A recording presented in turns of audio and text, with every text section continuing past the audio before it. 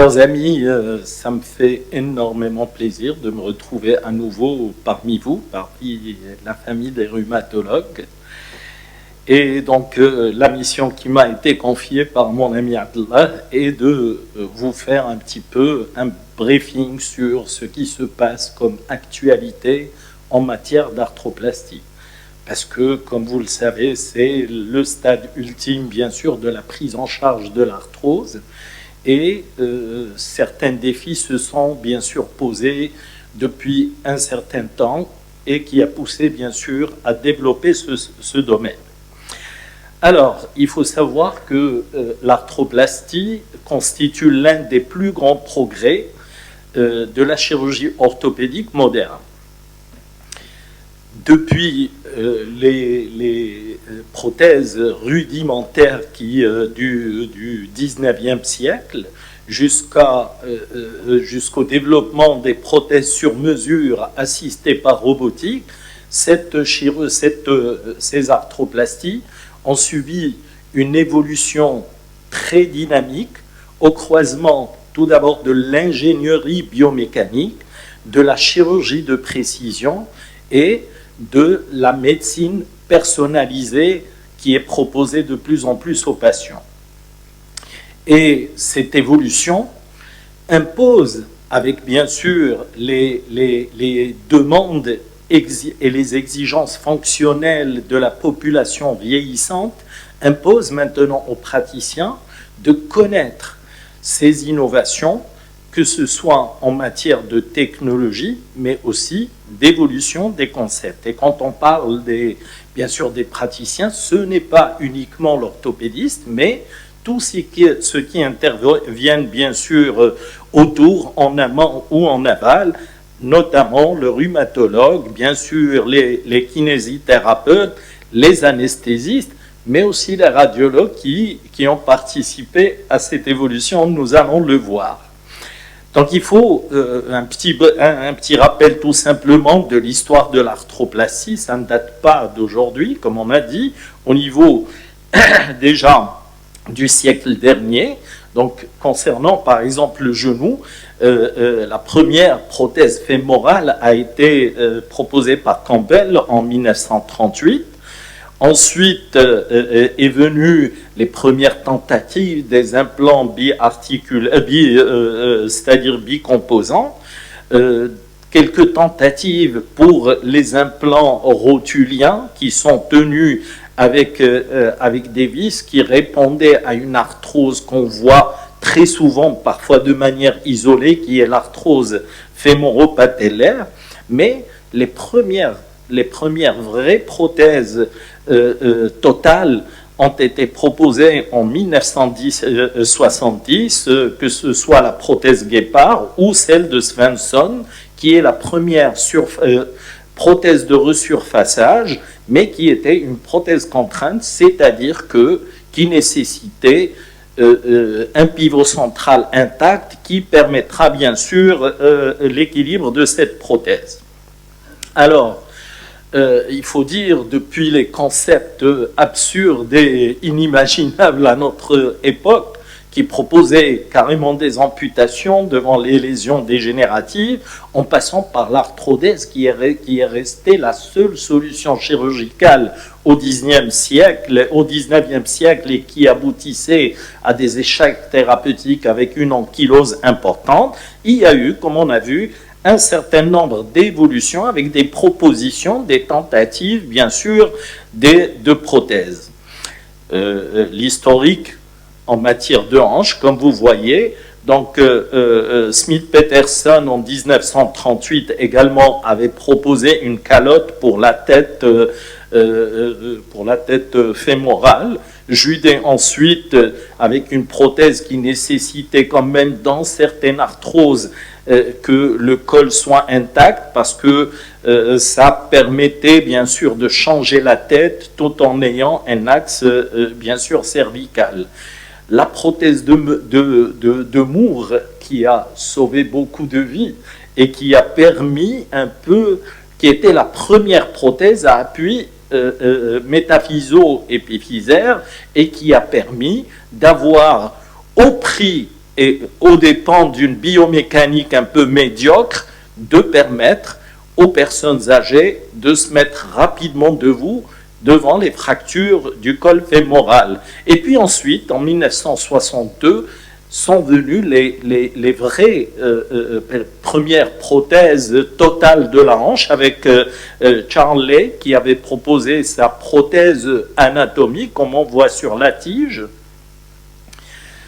Ces prothèses-là posaient essentiellement la problématique suivante, c'est qu'il y avait un taux de complications qui était élevé et donc qui aboutissait à des échecs thérapeutiques et qui était dû notamment à des matériaux qui sont faibles, très peu résistants à l'usure, des implants peu adaptés à l'anatomie, qui étaient un peu standards, mais qui ne répondaient pas aux contraintes biomécaniques de notre anatomie, et des techniques qui étaient variables, très peu reproductibles, et qui étaient plutôt difficiles à reproduire entre différentes mains expertes.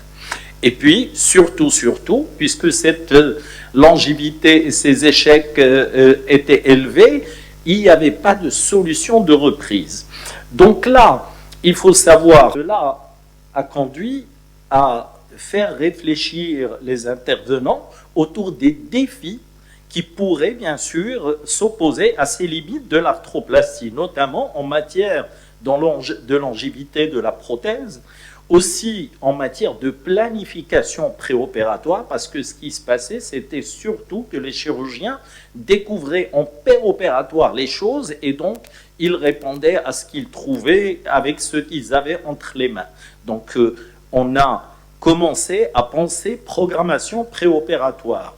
La plus grande problématique également était de comment solutionner les choses chez le sujet jeune, parce que le domaine de la prothèse était réservé aux personnes âgées. Et, bien sûr, petit à petit, les chirurgiens ont commencé à voir que la variabilité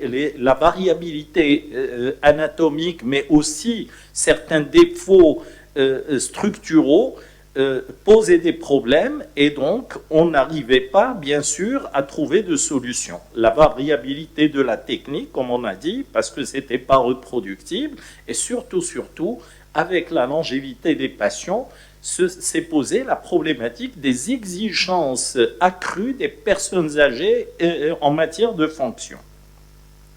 À partir de ce moment-là, il y a eu le développement de plusieurs concepts en arthroplastie, comme nous allons le voir.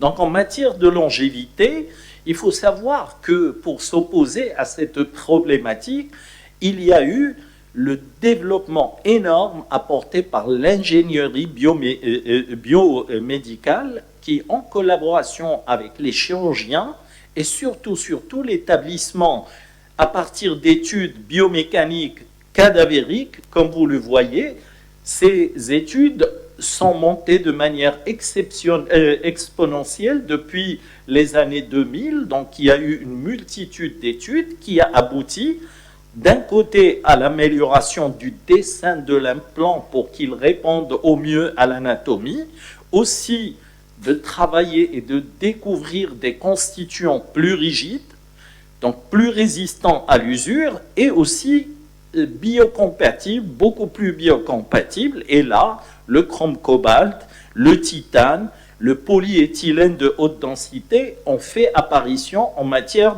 d'arthroplastie. L'ajout de ciment chirurgical a été un moyen de s'opposer à la fixation qui était médiocre dans certains cas.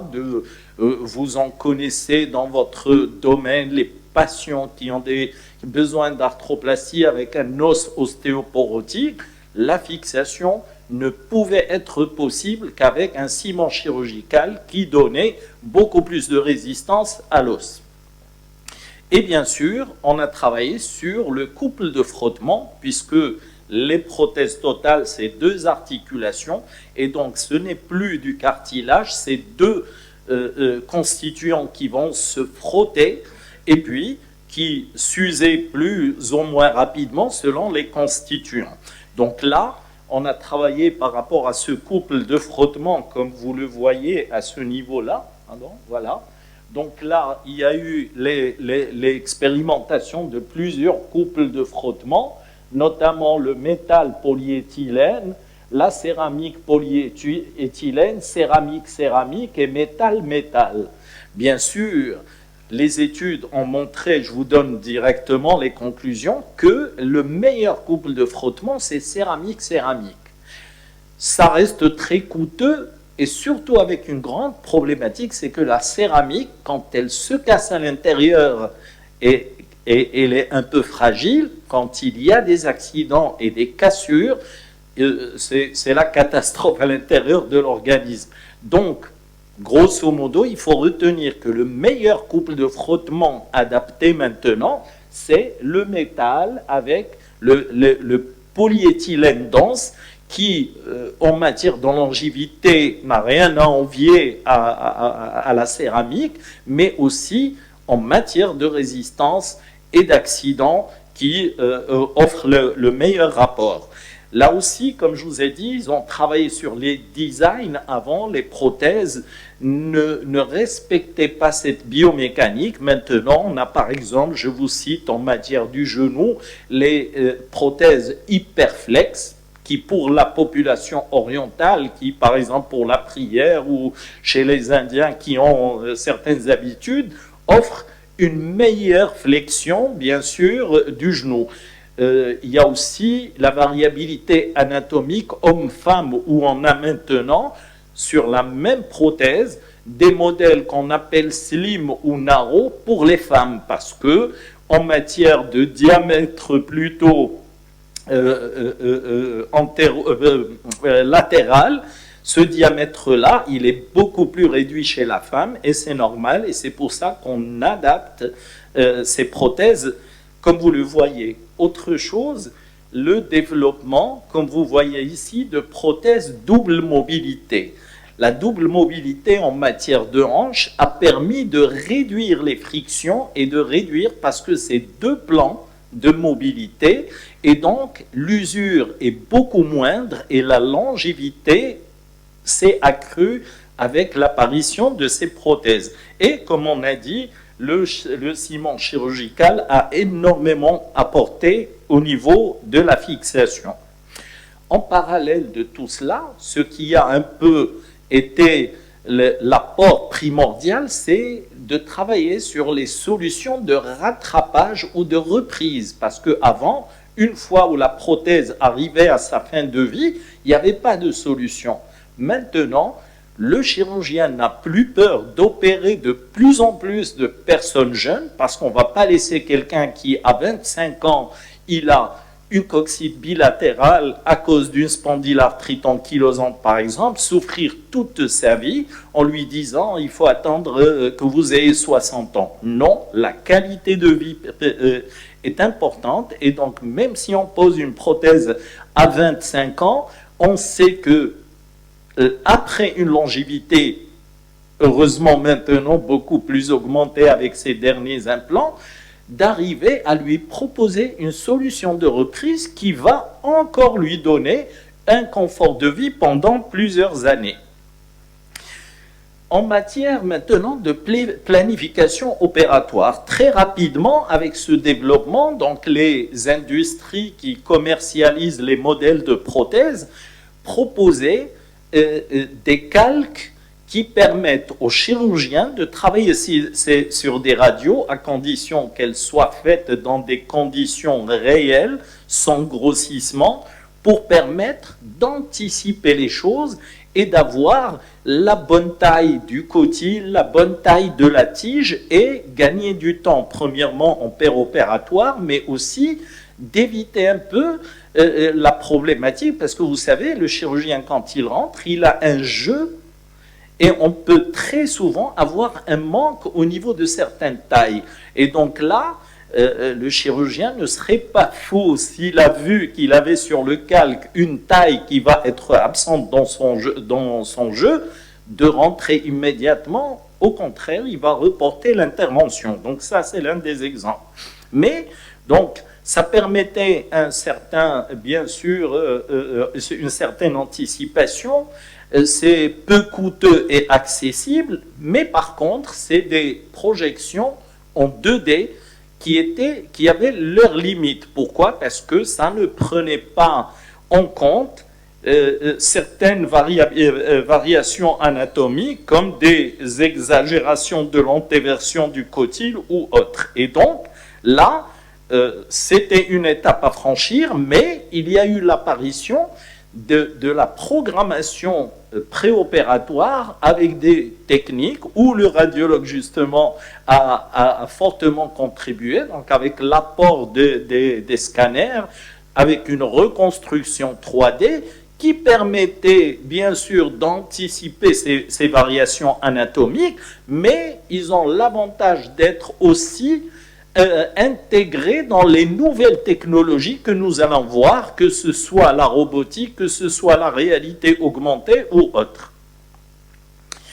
Maintenant, le troisième défi qui était de répondre aux exigences du sujet jeune, tout d'abord, le premier but est de conserver au maximum le stock osseux, le capital osseux du patient. Et c'est pour ça qu'il y a eu la proposition, par exemple ici, pour une coxarthrose chez un jeune, au lieu de lui donner une prothèse conventionnelle, la prothèse que vous voyez est une prothèse de resurfaçage uniquement, qui permet pratiquement, sans modifier l'anatomie ni la biomécanique, de donner un réel resurfaçage des deux côtés et qui permettent bien sûr de respecter le capital osseux. Aussi, les prothèses partielles sont apparues au niveau du genou comme au niveau de la hanche, nous allons le voir. Donc les prothèses unicompartimentales, parce que quelqu'un de jeune qui a une cupule sur le côté interne ou le versant externe, parce qu'une femme a un génuvalgome important qui a conduit à cette usure, il est aberrant d'aller lui mettre une prothèse totale du genou alors qu'elle a un cartilage du côté interne ou externe qui est intact. Et donc c'est de là que sont apparues ces prothèses, bien sûr, unicompartimentales. Là aussi, devant une ostéonécrose aseptique de la hanche, par exemple, on voit chez les jeunes uniquement la tête au début, avant bien sûr d'évoluer vers une coxarthrose des deux côtés, uniquement la tête est atteinte, et dès que la sphéricité de la tête n'est plus respectée, on lui propose des prothèses intermédiaires. Mais ces prothèses intermédiaires, comme vous le voyez ici, ont beaucoup plus évolué que les prothèses de Moore. Biomécaniquement, c'est des prothèses mobiles, modulaires, qui permettent bien entendu une meilleure biomécanique. Les cas des déformations constitutionnelles ou acquises, les gens qui ont des fémurs qui sont arqués dès le départ par naissance, les problèmes du rachitisme ou des calvicieux post-traumatiques posent le problème pour la chirurgie conventionnelle. Pourquoi? Parce qu'un chirurgien, quand il rentre, il a besoin de connaître l'axe fémoral, l'axe tibial, et on utilise des tiges qui parfois ne passent pas au niveau de ce fémur. C'est pour cela qu'il fallait trouver des solutions, et là, on est parti vers une proposition de prothèses personnalisées. Bien sûr, cela passe par cette programmation préopératoire avec des scanners, des CT scans qui sont faits et qui sont transposés sur des logiciels pour, premièrement, imprimer en 3D des modèles physiques de la réelle anatomie de par exemple, de ce cotyle ou de ce genou, et à partir de là, préparer des gabarits de coupe, c'est-à-dire des ancillaires adaptés, mini-invasifs et adaptés. Deuxièmement, de permettre de fabriquer les moules qui vont servir à lui fabriquer des implants sur mesure. Donc l'avantage, c'est que quelqu'un, quand vous ne pouvez pas passer votre axe pour connaître un peu les variations, Là, on n'a plus besoin de ça, on fait cette programmation, on a notre ancillaire qui est adapté, on le pose directement sur les pièces osseuses parce que c'est adapté, on fait les coupes et on place l'implant. Donc, c'est bien sûr une solution merveilleuse pour ces cas, sauf que, bien sûr, le coût reste très élevé, c'est-à-dire ça double pratiquement le coût d'une prothèse totale. Et là, on passe, excusez-moi, là, la problématique de la variabilité, parce que vous savez que les chirurgiens, c'est un peu comme les pilotes. Quelqu'un qui a fait 100 000 miles en volant, c'est pas quelqu'un qui a fait un Casa Paris une première fois. Donc là, c'est tout à fait normal d'avoir une expertise qui va augmenter avec le temps. Et c'est pour cela que vous avez entre vos mains, quand vous envoyez un peu à droite et à gauche des gens pour se faire opérer, parfois des surprises, ça marche ici, ça marche pas là. Et pourquoi? Parce que cette variabilité, comme le chirurgien est inhumain, est humain, et donc il n'y a pas de reproductivité, de reproduction de la technique avec une certaine exactitude. Et donc pour cela, les scientifiques ont pensé à beaucoup d'astuces, et notamment les premiers dispositifs qui ont été mis à notre disposition, c'est la chirurgie assistée par navigation. Grosso modo, ça, après bien sûr une programmation avec un CT scan, au milieu de l'opération, on avait des capteurs qu'on plaçait sur des repères osseux et qui permettaient, grâce à cette navigation, ce navigateur, d'avoir sur un écran les véritables axes de la personne et aussi d'orienter les coupes selon le guidage qui est fait par cette navigation. Donc, l'avantage, c'est que en ayant cette programmation, on avait des coupes beaucoup plus précises. Mais ça reste, il y a un biais, c'est que même les capteurs, c'est le chirurgien qui va les poser. Donc, la variabilité, là aussi, peut avoir lieu. Donc là, c'est un exemple, je vais en passer très rapidement, d'un genou qu'on avait fait au service. Et puis, là, j'ai emprunté à la littérature, donc une prothèse de hanche, la même chose. Donc il y a les 3 fiches au niveau de la crête iliaque, du grand trochanter et de la face externe du genou qui vont être posées et qui va bien sûr nous permettre d'avoir sur l'écran donc une image constituée du cotyle de la personne. Et bien sûr, quand on va poser, la superposition de ces images va nous dire est-ce qu'on a bien placé notre cotyle ou il faut l'orienter plus vers l'avant ou plus vers l'arrière, par exemple. C'est un matériel qui est très coûteux, qui était réservé aux centres pilotes un peu, même au niveau des centres européens. Ce n'est pas tous les centres qui ont été équipés à ce moment-là avec ça. Vient bien sûr l'arthroplastie qui est assistée par robot. La chirurgie robotisée est maintenant en vogue et c'est moderne.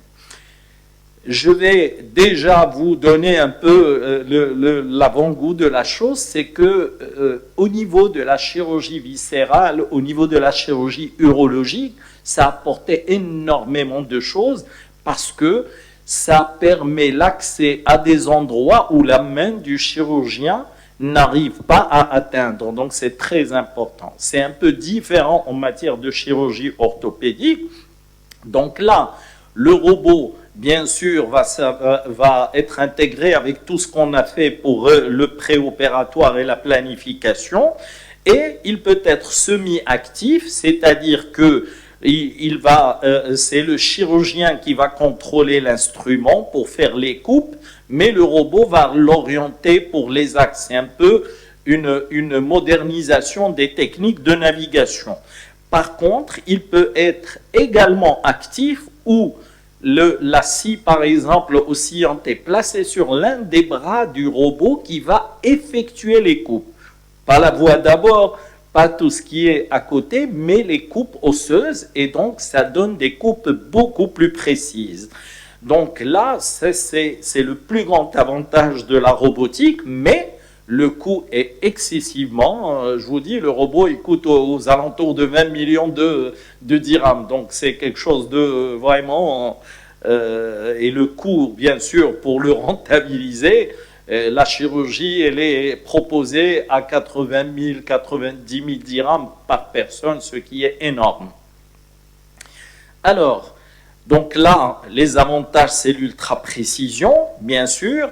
Et quand on dit ultra-précision, donc la coupe, pour nous, est très importante pour l'équilibre ligamentaire.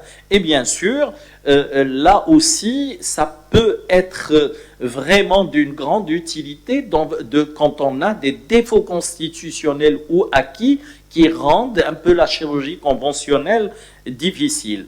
Mais le grand avantage, je vous le dis, c'est en matière d'apprentissage pour des centres éloignés, ça c'est l'avenir peut-être, parce que ça permet de contrôler à distance le repos. Un chirurgien averti peut-être, je pense que vous avez vu un peu en matière de viscérale, ça s'est passé à Casa, alors que le malade opéré était à Tanger, et donc le chirurgien, il contrôlait, grâce à une connexion sécurisée et tout, donc cette intervention. D'accord? Bon, il y a le biais, bien sûr, des technologies, j'espère que la connexion ne va pas lâcher. Alors, sur cette étude, en fait, les études sur ces nouvelles technologies par robotique sont encore très, très rares. Mais c'est une étude qui est très sérieuse, qui a comparé 60 genoux opérés par robotique et l'autre par méthode conventionnelle, manuelle. Quels sont les résultats? Il faut retenir 4 messages. C'est que, en matière de temps, la chirurgie robotique, le temps opératoire est beaucoup plus allongé parce qu'il y a une préparation, il y a beaucoup de choses par rapport à une chirurgie conventionnelle auquel les chirurgiens sont rodés. Donc le temps est allongé. Par rapport à la précision des coupes, là c'est le grand avantage. La chirurgie robotisée, il n'y a pas de doute, c'est qu'elle exécute au millimètre près et au degré près les coupes osseuses. Et puis, en matière de fonction, aucune différence. En matière de mobilité postérieure, aucune différence. Ça n'apporte pas énormément de choses. Donc ça, cette étude l'a montré. Et donc là, il faut savoir que, comme on a dit, au niveau de la hanche, ici aussi, donc aucune morbidité, ça permet, parce que c'est des techniques mini-invasives, le fraisage se fait par le robot, là c'est au niveau des arthroplasties de la hanche, et la précision est très importante pour le placement des implants, parce qu'en matière de hanche, vous savez qu'un cotyle qui est beaucoup plus antéversé ou rétroversé peut faire souffrir le patient et faire déceler beaucoup plus rapidement, bien sûr, l'implant.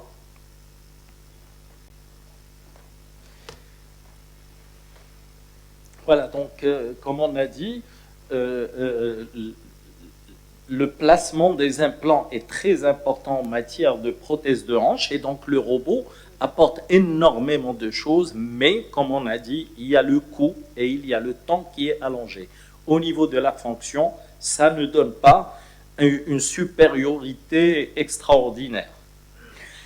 Alors, maintenant, on va parler de la réalité augmentée. La réalité augmentée, ça consiste en quoi? Ça consiste à voir, bien entendu, là, les informations numériques du dossier du patient, mais aussi leur implication au niveau du temps opératoire sur un dispositif qui peut être un écran, des lunettes connectées ou un dispositif qui est monté sur la tête du chirurgien et qui permet, avec une facilité déconcertante, d'avoir ces axes de manière précise et juste avec le doigt sans placer des capteurs ni rien du tout.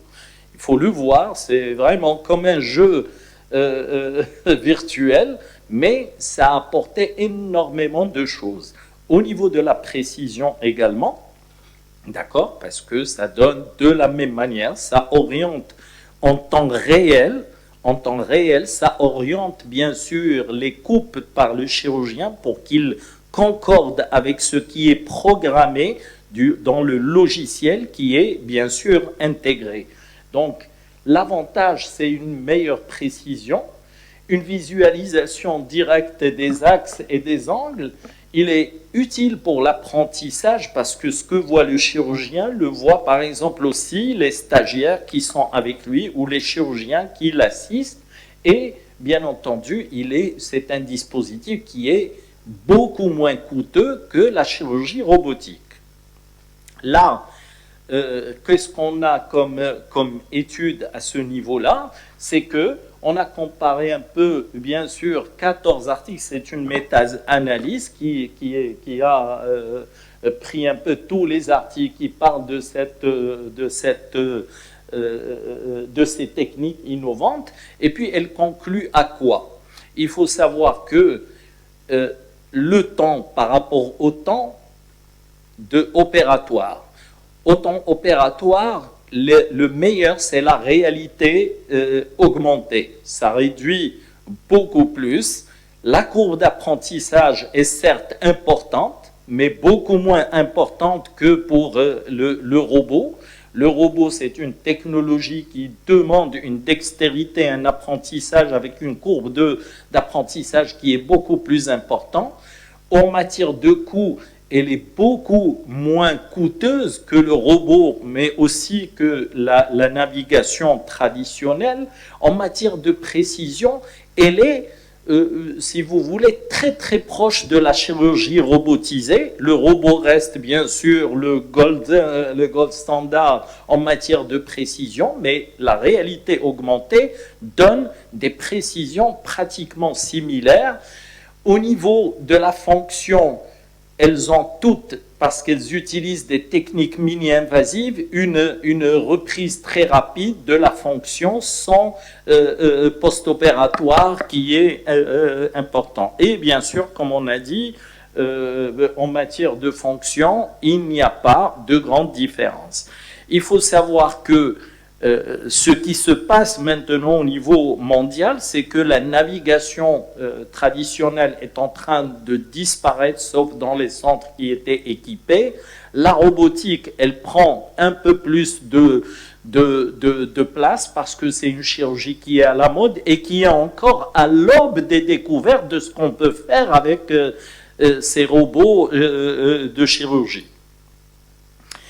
Alors, maintenant, par rapport aux exigences fonctionnelles, parce que les concepts ont évolué au niveau des technologies, mais aussi au niveau de comportement avec les personnes. Donc là, les personnes âgées, vu la longévité, bien sûr, actuelle, sont devenus beaucoup plus exigeants au niveau de la reprise fonctionnelle. Ils veulent être très rapidement autonomes et c'est pour ça que maintenant, il y a l'adoption dans pratiquement tous les centres au niveau du monde de ce qu'on appelle la récupération améliorée après chirurgie, qui consiste en quoi? Il y a une équipe multidisciplinaire qui prend. Premièrement, il y a une préparation, une éducation du patient avant, bien sûr, la chirurgie. Pendant la chirurgie, l'orientation vers des techniques mini-invasives qui sont moins délabrantes et qui permettent des récupérations importantes, mais l'accompagnement par des techniques d'anesthésie loco-régionale, il y a même maintenant des biberons qui sont portables que sort le malade avec lui, qu'il garde pendant 3-4 jours et qui permettent une analgésie efficace pour permettre une reprise très rapide. Et bien sûr, dans les centres européens, parce qu'ils ont le problème de la cherté du séjour, et donc ça permet rapidement de sortir les personnes à J1 ou J2. Et, bien sûr, cela permet la récupération très rapide. Sauf que si on veut appliquer ce concept de manière réelle, il faut une équipe qui est rodée à ça. Notamment, malheureusement, par exemple, en matière de pharmacie, ces biberons qui sont portables ne sont pas encore commercialisés chez nous. Là aussi, il y a des équipes dédiées à cette manœuvre. C'est que il y a un secrétariat qui appelle chaque jour les personnes chez eux pour leur dire voilà le questionnaire, vous me répondez à ces questions pour savoir et éviter qu'il y ait des complications qui imposeraient le retour très rapide à l'hospitalisation. Et bien entendu, un certain niveau intellectuel des patients qui doivent être choisis pour coopérer. Hein. Parce que vous savez, hein, même si c'est une blague, nous, c'est un peu la fête quand on se fait opérer. On va recevoir des gens qui vont venir nous voir 4 jours à l'hôpital après la sortie. Donc, il y a toute une fête qui se passe après. Voilà.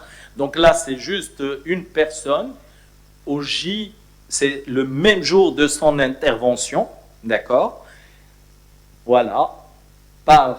Qui se met debout pour une prothèse du genou avec...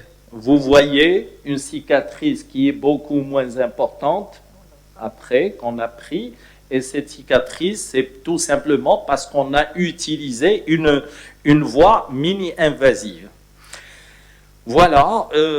Bon, en conclusion, sans trop tarder, il faut savoir que dans notre contexte, on revient à notre contexte parce que premièrement, comme je vous ai dit, la chirurgie robotique est encore très coûteuse en matière d'équipement, déjà au départ, ce qui augmenterait le coût de manière très très importante.